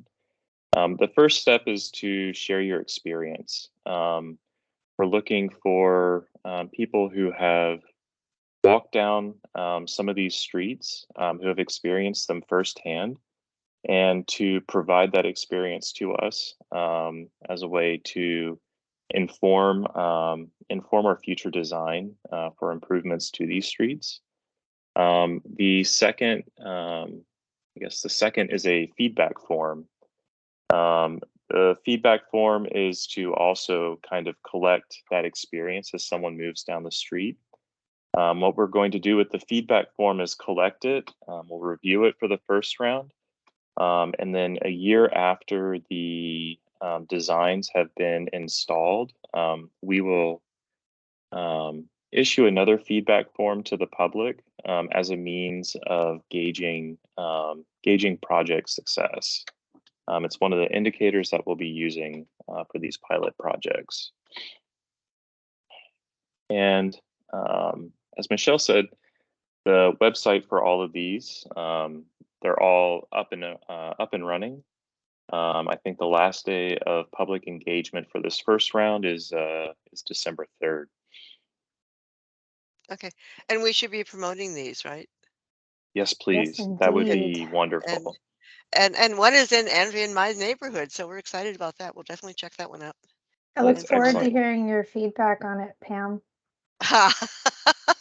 Okay, good. Thank you And so all much. of them, but I know you live nearby. I mean, Yeah. we hope this will be very successful and people will be able to come back out with a design that will make it safer for the existing conditions of people walking in streets and sharing streets for all the uses. And that it can add a new tool in our toolbox, particularly since we have a lot of streets that are just too constrained for us to be able to add sidewalk or to make it, it's just prohibitively narrow, not enough right of way, all the challenges we all know about. So we'd like to have another alternative for those high ranking locations where we aren't able to provide the sidewalk gold standard. Well, this is great. Thank you. And yeah, I look forward to checking them out. And you will be monitoring, besides getting our feedback, you'll actually be monitoring the safety on these trial pilots very carefully, right? Make sure that they're not more dangerous. Correct. That's correct. We'll be monitoring speeds. We'll be monitoring traffic volumes. We'll be looking for accidents, which we hope there are none. We'll also be checking for the durability of the materials that we've used on the street.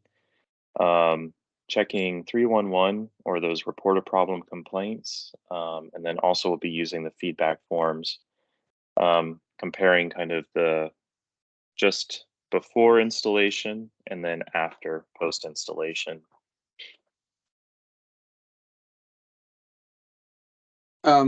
Just this, wanted to mention a couple things that when you presented to the bicycle advisory committee, I think they came up.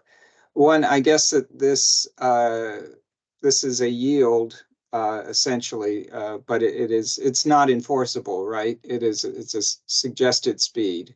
Is that the signs are advisory? Yes. Right. So we are looking at layered kind of treatments of things we can do to make the speeds as close to 15 as we can.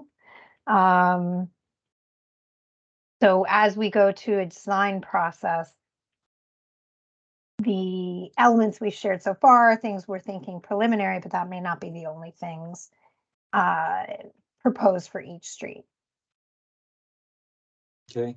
The other thing that was brought up, and I guess these are not MUTCD signs, right? These are ones that you've basically created for these shared streets. And I think that one of the members of the bicycle Technical Advisory Committee suggested the images of the I guess the people in the signs are sort of male looking, and she was saying that maybe there should be at least something to make it more inclusive, you know, more different genders in that. So I think she suggested at least a ponytail or something like that to give it some thought that it's you know, not sort of a generic male sort of sign image. So If I can just jump in real quick. curious about that. I took the question to Michelle and I took the question to several other colleagues. I think there's still a debate. Some people tend to think that they are gender neutral. Some people would agree and think that they are male or gendered male or gendered period. But I think staff have been thinking about that, at least the colleagues that I've brought this question to. So I think we're gonna debate about it a little bit more. But I definitely appreciated that comment, if you Yeah. can't tell by my smiling. I think it got our juices flowing of like, does adding a ponytail actually make the gendering even worse? So, I don't know. Anyway, we will Yeah. definitely have a little soul searching on that for sure. And we'll see if the comment comes up again from other folks, then that certainly gives staff, you know, multiple points of feedback, right? You could have multiple signs and I feature really- children and old people and We people in could. wheelchairs. The You could just do one- everybody. The one that goes, so the orange or the terracotta circle, that would be a stencil we would have created that would be reusable. We're hoping we get it right once because it's not without cost. We hope we get the proportions right and that kind of thing, but it's a pilot. I mean, we definitely want to try and have a repeatable stencil that would be identifiable as a shared street wherever we apply it. But you know, if we don't get it perfect the first time, I'm going to say it's a pilot. We'll try things out and make refinements. See, David has a question. Yeah, I have a question. So Michelle, I'm aware that over the history of the Complete Streets program, Neighborhood Complete Streets program, you've evaluated hundreds of applications that have come in. And do they come mostly from people who live on the streets under consideration? The question being, how is this idea going over with the folks who live on these streets? And just a personal note, I live on a street like that in DC. It's very quiet. There's no sidewalks.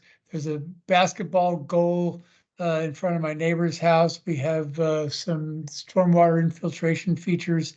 It's a great street, and it's used by dog walkers and roller skating kids and bicycle learning practice. It's really a good example of a very quiet little suburban street here in DC. And I wonder how the folks who live on these streets are, how much they're engaged with this idea of harvesting all those benefits for their own street. That's a good question. And let me ask a follow-up before I answer it. Did your street have sidewalk? No. Oh, wow. Okay, so I would say that this, the websites went live Friday, I think it was. Is that correct, Brian, or was it Monday? I was out for the weekend. Monday. Okay, so we're coming to BAC and PAC first. And it is entirely likely that the residents of the street, for the most part, these 3 streets probably are not yet aware. We have just starting to ramp up and hitting the ground running. So I don't know the answer to that yet. I will say one of the 3 pilot project locations, Wakefield Street, one of our commissioners lives on the street. It is very close to Ballston Metro Station and has no sidewalk. But it's also extremely narrow, and I mean, they have over 1,200 ADT, so not so quiet in that location. And it's just really hard to know what to do in some of these locations where we're not going to be able to provide a sidewalk. But I'm not sure how that will be received by property owners, because my experience is change is always a little difficult.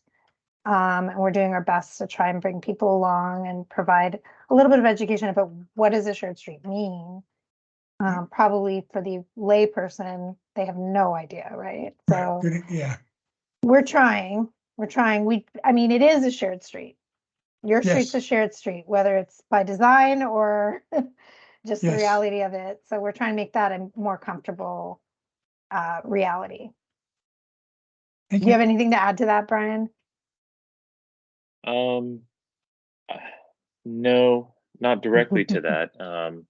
I guess in the process of gathering the speed data, the pedestrian counts and the bicycle counts, I did have the opportunity to engage with several people who were walking along the street.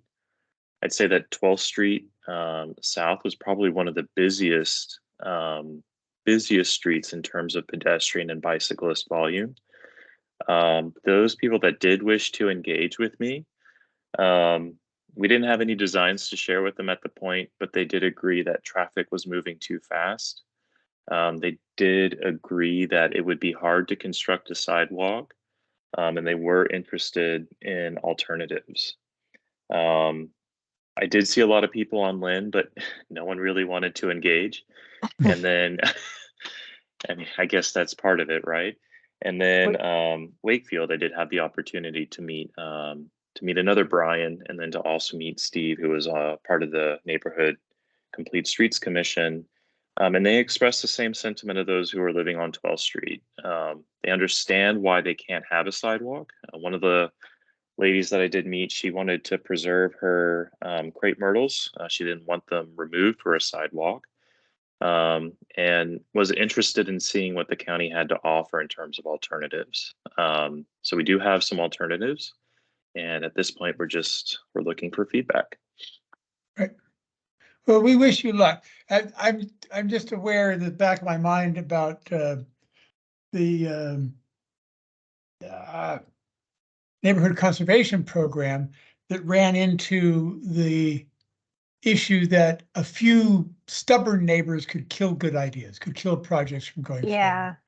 forward. And 12th Street in particular is a failed NC project. Yeah. However, the design that was presented would have removed some amount of parking and still been a yield condition.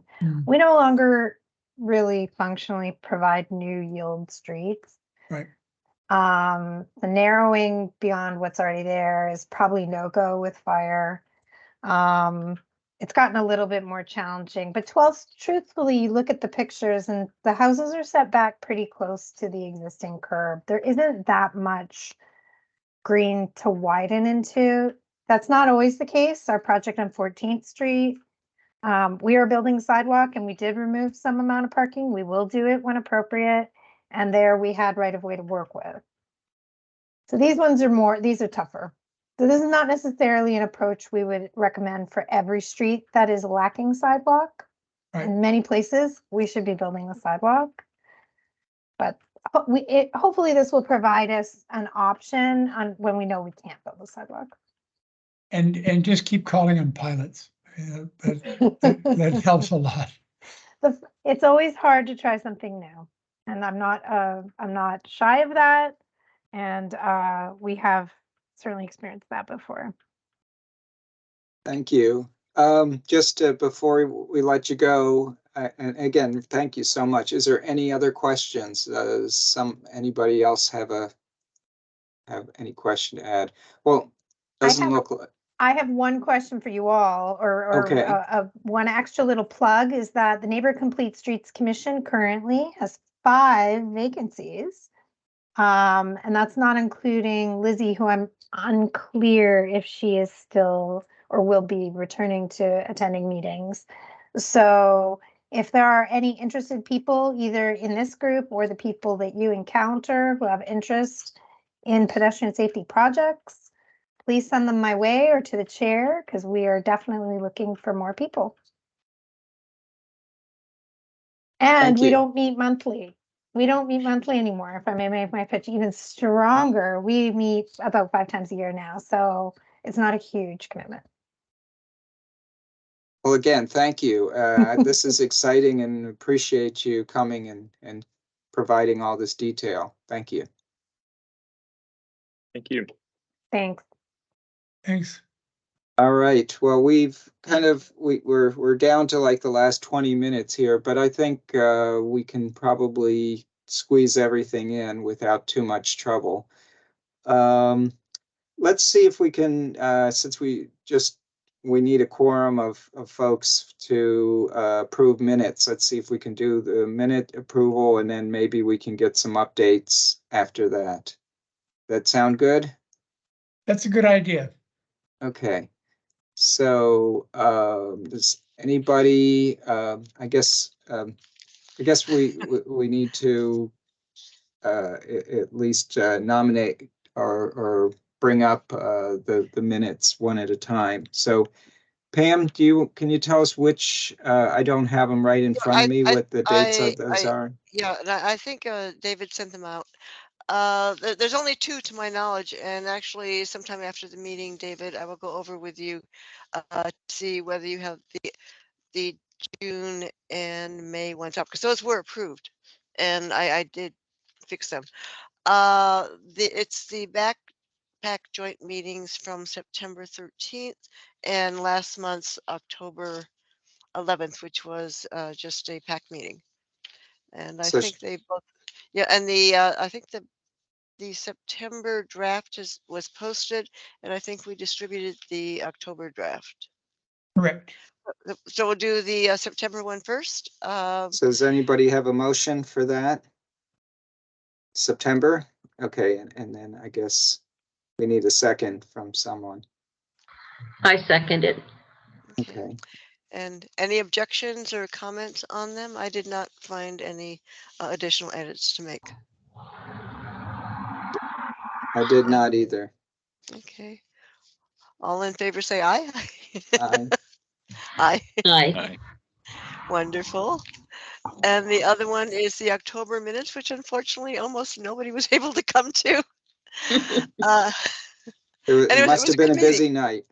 It must have been a busy night, and we actually accomplished a lot of business, even though we had very few people there, and I'm very glad that the attendance today is better.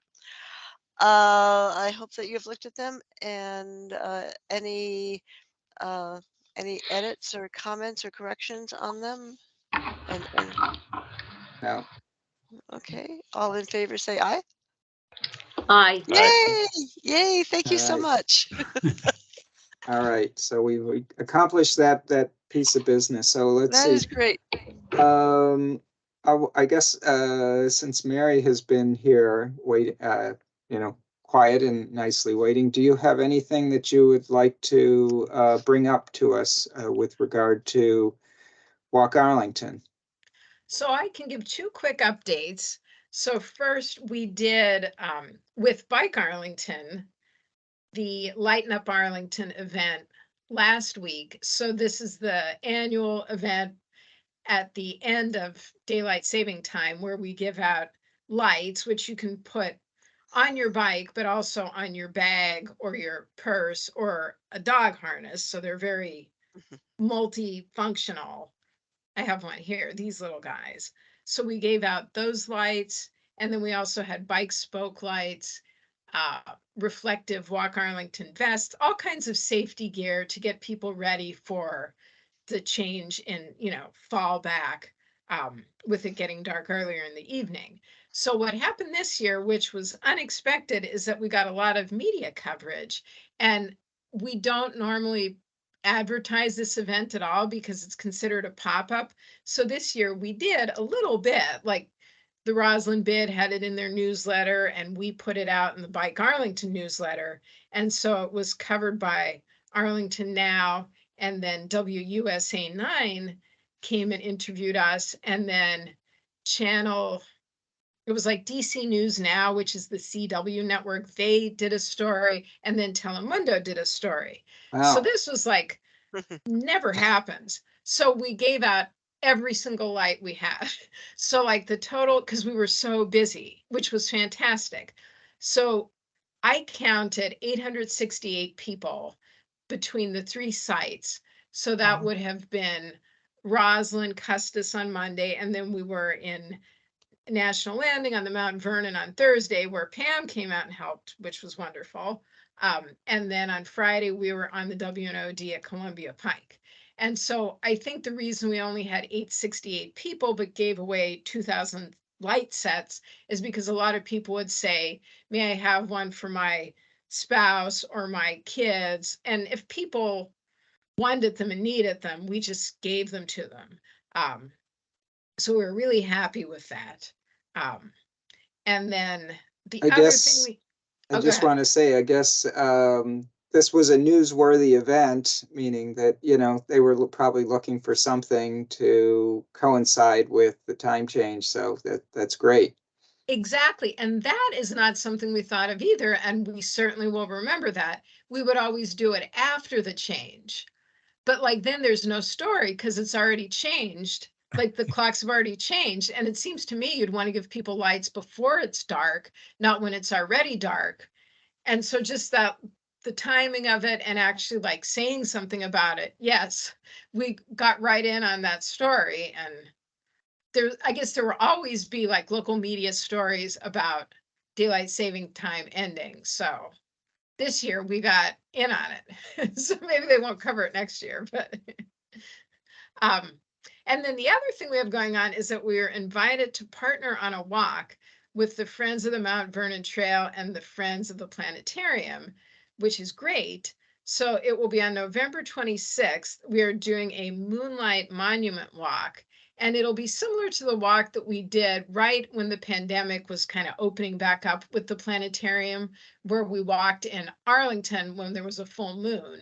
And she talked about the moon and we looked through a telescope. So it's kind of like that, just in a different location, and we're not leading it. We're just a partner in promoting it. And I can put that in the chat because I'm really looking forward to it. And if you're around that week of Thanksgiving, I think it'll be really fun. So those are the 2 main updates I have. Thank you so much. Right. And David, do you have any updates that you would like to provide? I will just say one thing. I know at the, again, I'll point out the bicycle advisory meeting. There was, I guess Ellen had mentioned that there's like 4 streets that are going to be repaved that are being highlighted. And I know that was brought up at that time. I don't know if that's something on your list. It's not. I have not followed the paving schedule this year, and we're coming to the end of paving season now. I guess it's already over once the cold weather kicks in, colder weather. I mean, it's 70 degrees today. So I don't know what 4 streets those were. We get annually a paving map. It's the whole county, and there's lots and lots and lots of potential streets, and then they're vetted and prioritized, and we wind up with what we get. It's not something I follow closely. So with Yep. these, sorry, I'll promote it again. There are actually some really important streets for pedestrians, and okay. yes, we should pay attention to them. And I don't remember what they are offhand, but there's some really good ones on it this time. Okay. One of the things I followed up on, I grazed. I glanced down your list, Eric, about the future relations to Arlington Public Schools. That keeps coming up, and we haven't had that conversation yet. There's a man named Kevin Treacle who's with school district. He's been to this meeting once, I think about a year ago, and he wears a lot of hats. But he's sort of it for the transportation lead at schools, other than running the bus program. So everything about pedestrians and bikes and parking and all that, he's involved. And schools is a big organization, and our staff is kind of unclear how we interface with it. Various of my colleagues have people they go to for various things, and I've met with Kevin a number of times over bike racks. But if it's about slow school zones, it's going to be somebody from Dan Neighbor's team. If it's going to be something about in-class instruction will be somebody else. So we keep batting this around and haven't actually accomplished it yet. Having sort of a sit down with the schools people and say, who's on first? Who's doing what? And what do you do? And who should we be talking with about this or that and the other thing? And there's an example of such a meeting happened yesterday with our group, me and the Transportation Planning and Capital Projects Management Bureau, real mouthful. We met with our colleagues downstairs who are in the Development Services Bureau, the ones who shepherd the site plan projects through their life cycle. And we had about 15 people in the room. I didn't know half of them. And it's like, well, what do you do? What do you do? What do you do? And it was great. So we're doing that in our own building. So, I mean, it's been COVID, and during the 3.5 years, people have come and gone and changed positions. We've got new leadership. So we need to have that kind of conversation with the schools people as well. And, return to something sort of like old school collegiality where you know folks, used to know folks. So, but one of the things I did follow up on coming out of the last meeting was about Route 1. And Pam, and you folks know more about that than I do because you follow it very closely. You've actually initiated conversations and written lots of sternly worded letters and, had Dan Reinhardt from VDOT in front of this committee and other neighborhood committees multiple times. Well, as a result of poking around, I learned that my supervisor, Allison Bullock, is the one who coordinates the county's comments back to VDOT. I didn't know that. I learned it last week. I started asking around, who does that? And Allison says, oh, well, I do. I didn't know that. So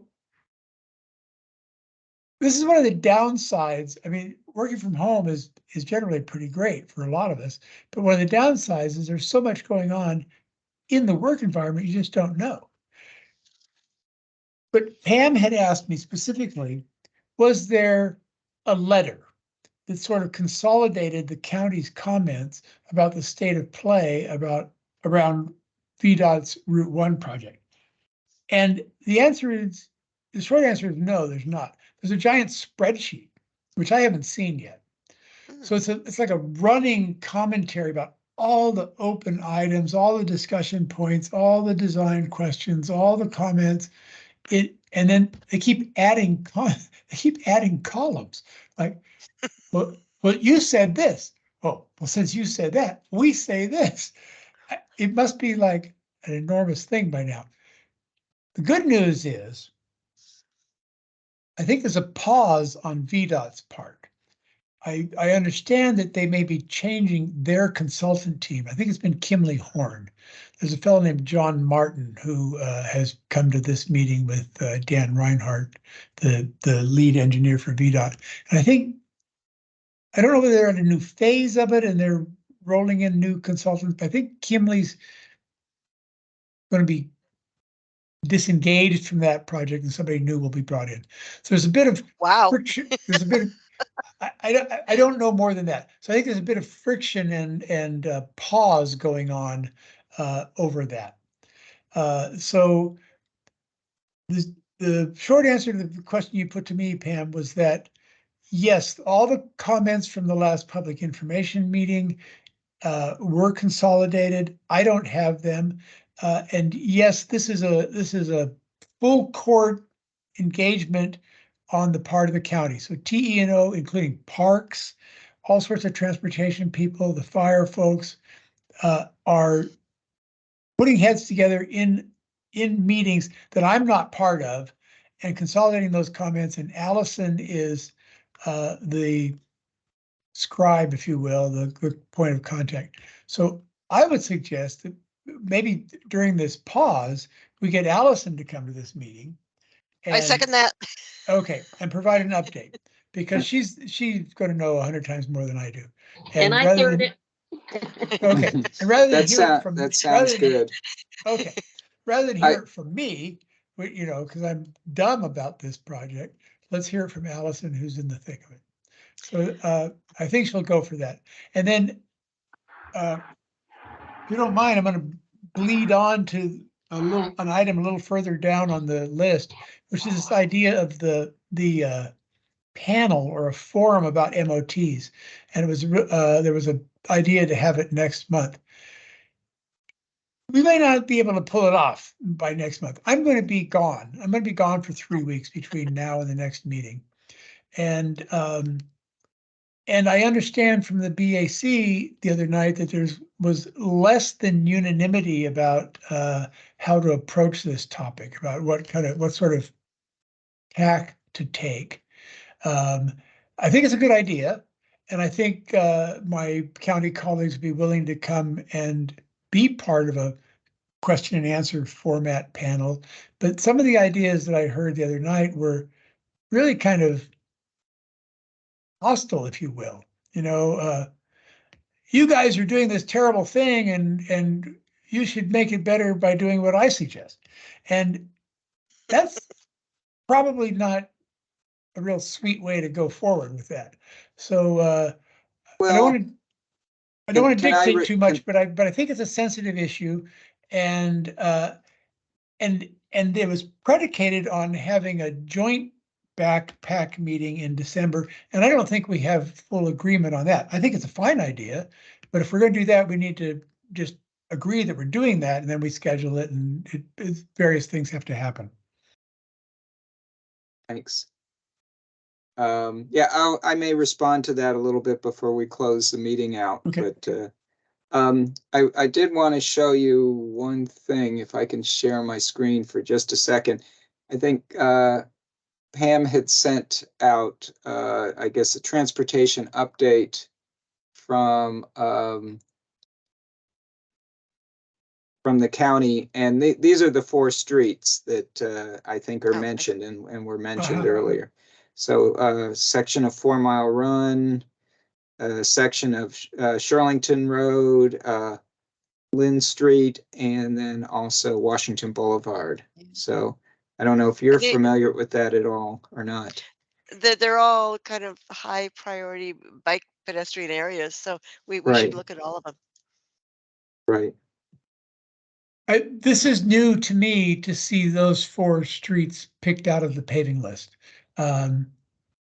But yes, they're all very important for bike pedestrian connectivity. Right. I think there are segments as far as like 2 or 3 block segments that they're talking about. Yeah, you rarely get. But but absolutely, I think there's an opportunity to maybe make at least some marking changes that could potentially be more beneficial for pedestrians. So that went by pretty quickly. Was that soliciting ideas for marking changes? Well, I think they're looking for feedback kind of in general, and then it says what 4 roads are considered, and then these are the ones that are listed, and Elwin brought those up in the meeting on Monday, so you might want to touch base with him on that. I can do that, yes. And maybe there'll be an opportunity for us to weigh in somehow in terms of at least markings. Yeah, I know the comments are due pretty soon, and I don't know if it's on what their planned markings probably, or comments on current conditions or what. But yeah, I'll look at it and repost it. That has become kind of standard in the last few years. It's actually a good idea. Let's take the opportunity while a street segment is being repaved of rethinking the markings. Are there changes that can be done at the same time? It's just cost beneficial. Dan was saying how hard it is to eradicate old markings. So do them right when you get the chance. Right, they're looking for feedback for folks. So I believe Pam sent that out to everybody earlier today. So. But I'll send it out again, and I'll look at it and see exactly what they're looking for. Okay. Yeah, and push that. Okay, good. I have just a few things. Obviously, we're still looking for a permanent chair. I'll continue as an interim or temporary chair until we find one. But if someone has a desire, to become a Please. chair, I would, I Please. would not mind Yeah, relinquishing, my right. post. I was hoping that Eric Malpelli would be able to do it, and I think in the future he'll be willing to do it. But right now he cannot make that commitment.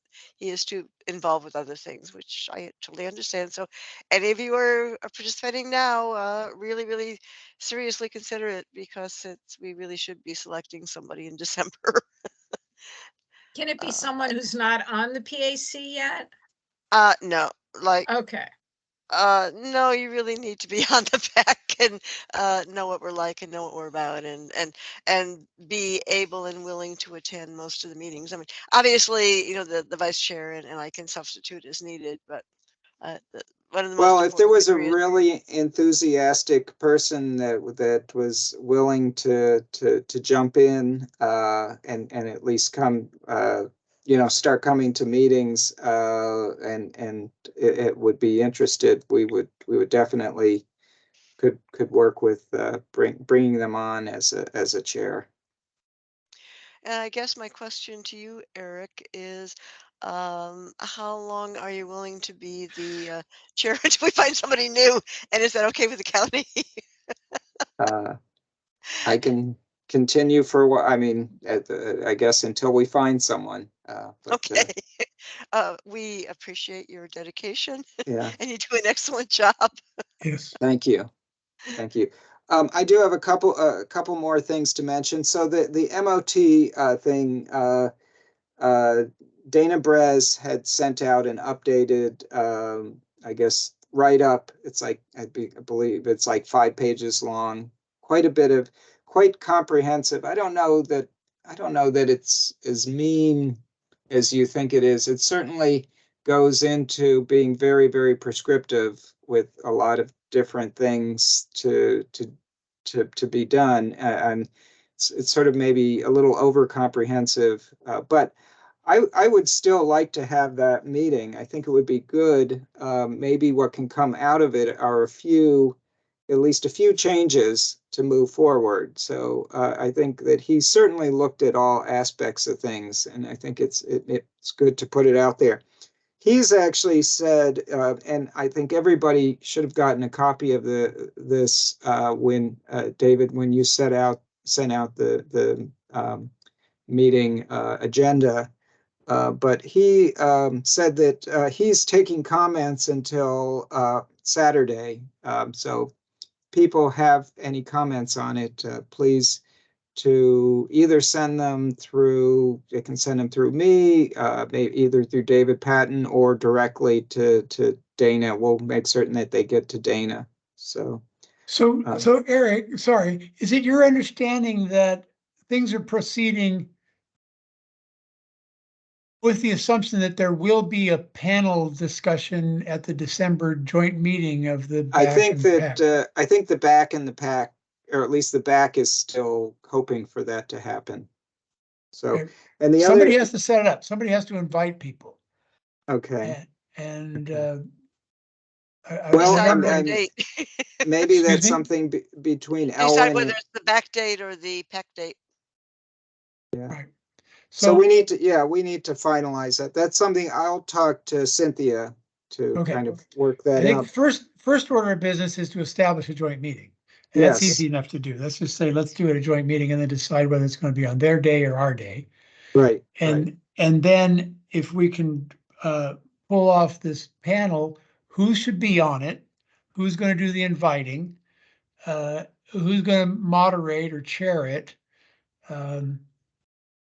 There's just some kerfuffle in the background that has to happen on our Okay, side. okay. And if we do find that it's not possible this next meeting, then it may have to go to the one after that. But I will get with Cynthia to discuss that. Okay. But anyway, yeah, people have comments, please send them by Saturday. The other thing that Cynthia was mentioning, that she brought to their members the thought of recommendations for the CIP coming into the next CIP, and would like to see if the BAC and PAC can coordinate their recommendations. And I think some of the ideas that she mentioned the 4-mile run Shirlington intersection, looking at improvements there. There was some thought about implementing bike lane, the bike master transportation plan. There's a lot of things on there that haven't moved forward. So those were from the bike side, but it would be good to get some suggestions from the pedestrian side. So if people have some thoughts over the next couple weeks, if you can send them to me, that would be great.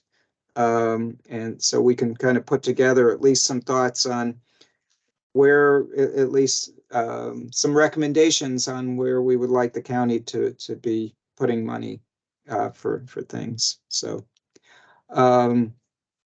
anyway, if people can do that over the next couple weeks, let's see, what else did I have here? Just I got something today that it may have come to others, but there's something called World Day of Remembrance. This is for pedestrians and bicyclists who've been killed, I guess, over the last year. It's on 11/19. It's going to happen at Wakefield High School on the so it's on the 19th. So before our next meeting, and it is I believe it's at 1 p.m. at Wakefield High School. It's Northern Virginia, I guess Families for Safer Streets or Safe Streets is what's going to be putting that on. And I guess they said, and I'm not sure, maybe just in Northern Virginia, they said that there were 17 pedestrian deaths, I guess mentioning that over the last year. So I'll post that. Okay, great. And let's see, what else? Is there anything else? I think we pretty much covered everything, and we're a little. Yeah. Yes, Well, very thank you, good, Doug. thank you everyone for hanging in here. I think we had some good discussions today. So Yeah, one more comment about possibly doing a joint backpack meeting in December. I would really like David Patton to be there. So we need to know when you're going to be gone. I come back on Sunday the 3rd. So 3rd of December? Monday, December 4th would, I think, be the BAC's regular first Right. Monday meeting. Would that be possible for you? I might be a little sleepy, but I could be there. Okay, so December dates aren't a problem for you. No. Let me ask, okay, before we go, since we have a few members here, does anybody have any feedback, good or bad, about doing a joint meeting? I personally love them. Yeah, and I think but I know the back date is hard for Andrea to do. She has another commitment. Okay. But I think that the I guess what they call the maintenance of transportation issue has become, such a big issue that even though we have a lot of great things in the county, you may still be walking down the street one day and you have a sign for, some work that's being done in the street, and they stick the sign right in the middle of the sidewalk, so pedestrians can't get around it. And if you're in a wheelchair, you can't get around it because you can't get off the curb because this thing is blocking you. So you got to turn 180 degrees around. And so these are sorts of things that I think we like to make certain that we're able to address quickly, and I don't think that's happening. So go ahead, David. Well, I agree. And this has been an important issue for both of the committees. I mean, this group has had, it's had people from TE&O who write the MOTs. It's had people, Louis Araya and Steve Bridges, a number of times. They enforce these things. It's a big deal. And one of the missing ingredients is what kind of enforcement muscle the county has. And it's very, very limited. And apparently what we learned, one of the last times we went through this, was the only enforcement is the police can come around and give you a misdemeanor citation for $200 or something. That is not going to slow down a giant construction project. So I don't have any, I think it's a great idea to have some sort of panel discussion, but I would like to see it phrased in sort of a fact-finding effort. What is going on? Who does what? One of those who does what kind of things. Well, And in the body of people who are in the bike and pedestrian committees, there's a vast difference in who knows something. And Dana, as you suggest, has dived really deep into this and done a lot of work, way more than anybody else. So he'll come into a group and there'll be blank stares in the rest of the room. People don't know what he's talking about, really. well, So if we can have something like a discussion or a presentation or a symposium and get people to say what they do, what's going on, how it works, when it's supposed to work, where the problems are, and then have it open season from there. But I found something quite accusatory in the what Dana wrote up. okay. And he Well- said at the bike, he said, what we have now sucks. And well, it might, but that's a tough Well, position maybe to we can start maybe from. we That's can going to put soften people on things. defensive. Maybe we can soften things, but utilize this joint meeting to like you said, get some answers. So I think that in itself may be helpful. So I encourage everybody to read what he wrote and send suggestions. And I'm looking forward to the back meeting recording being up and we can watch it and listen to it and figure out what's going on.